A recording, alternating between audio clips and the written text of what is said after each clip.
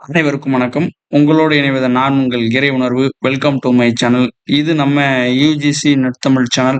மறக்காம சப்ஸ்கிரைப் பண்ணுங்க. வாங்க வீடியோக்குள்ள போகலாம். இன்னைக்கு யார பத்தி பார்க்க போறோம்னா, சித்தர்கள்ல அவங்களுடைய வரலாறு நம்ம தொடர்ச்சியா பார்த்துட்டு வரோம். அந்த அடிப்படையில இன்னைக்கு பத்திரகிரியார் குறித்த தகவல தான் நம்ம இந்த காணொளியில பார்க்க போறோம். காணொளிய பார்ப்பதற்கு முன்னாடி மறக்காம நம்ம யுஜிசி நெட்தமிழ் சேனல லைக் பண்ணுங்க, சப்ஸ்கிரைப் பண்ணுங்க, ஷேர் பண்ணுங்க, கூடவே கமெண்ட் பண்ணுங்க. வாங்க வீடியோக்குள்ள போகலாம்.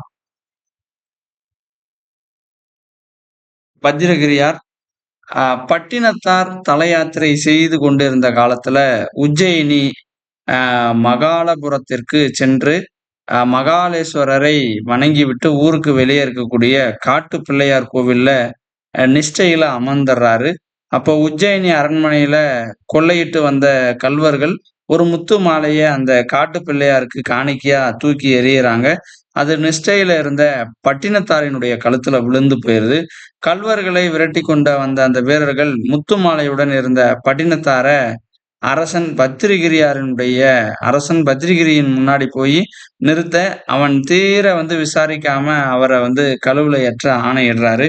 பட்டினத்தார் ஒரு பாடல் பாடி அந்த கழுமரம் தீப்பிட்டு எரிய ஆரம்பிக்குது. அந்த கணமே ஞானம் பெற்றான் மன்னன் பத்திரகிரி. தன்னுடைய அரச போகங்கள்லாம் துறந்து பட்டினத்தாரினுடைய சீடரா அன்னைக்கே அவர் என்ன பண்றாரு? மாறிர்றாரு. அதனால அவருடன் கிளம்ப ஆரம்பிச்சுறாரு. அதனால உஜ்ஜயினி இந்த உஜ்ஜயினின்னு சொல்லக்கூடிய மகாலபுரத்து அரசர் தான் அந்த பத்திரகிரியார். பட்டினத்தார தன்னுடைய குருவா ஏற்றுக்கொண்டவர்.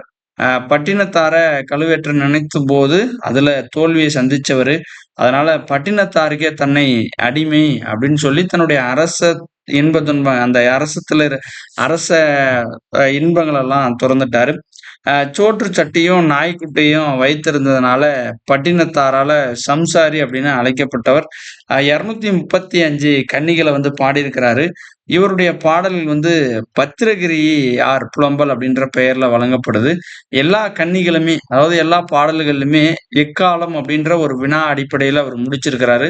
முக்கியமான பாடலடி அப்படின்னு பார்க்கிறப்போ, ஆங்காரம் உள்ளடக்கி ஐம்புலனையும் கட்டறுத்து தூங்காமல் தூக்கி சுகம் பெறுவது எக்காலம்.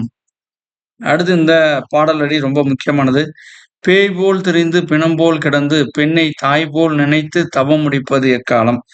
இந்த தகவலோட பத்திரகிரியார் குறித்த பதிவை நான் நிறைவு செய்றேன்.